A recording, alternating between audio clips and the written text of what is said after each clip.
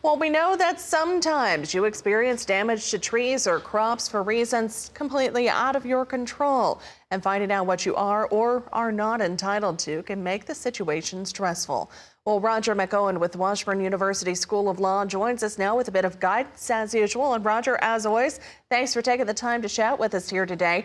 So how do we go about determining the liability when there is a loss due to negligence?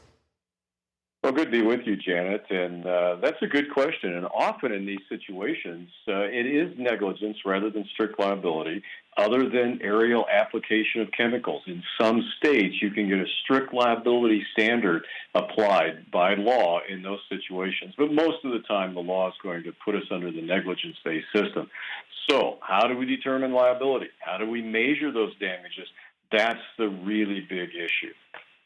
And how are those damages then computed? Well, the first question really is, do the trees produce a crop? Are they, say, a crop that's growing in a state such as California, or where you've got almonds? Is it a citrus crop, say, in Texas or in Florida? Or is it just a soybean crop or a corn crop that we plant we're going to harvest in the fall? Or are they just trees that are a windbreak that don't produce a measurable crop of anything? So we have to determine what we're dealing with. Then the damage calculation comes down to, do we get restoration costs? And the answer is basically going to be no with respect to that. You simply can't go to a local arborist, a nursery, and have an arborist come out and say, well, what would it cost to replace these trees? The answer is going to be, that's not how we measure damages.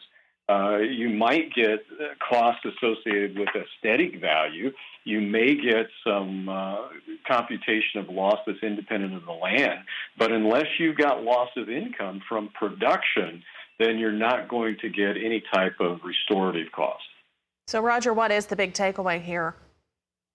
Well, that big takeaway is to first understand how the damage occurred, and then secondly, determine whether we're talking about trees that produce income or trees that indirectly produce income, such as a windbreak, for instance, that do protect the soil and buildings. Then we've got to determine some type of measure of damages, and that's really the tough part. I think that's the big takeaway. You're not going to get restoration costs, but you do have to prove your loss, and that's really where the real issue is at. All right. Well, Roger, as always, thank you very much for your insight this morning. Roger McEowen, he's with the Washburn University School of Law, on the phone with us today out of Topeka, Kansas. You can go online to washburnlaw.edu/WALTR for additional information.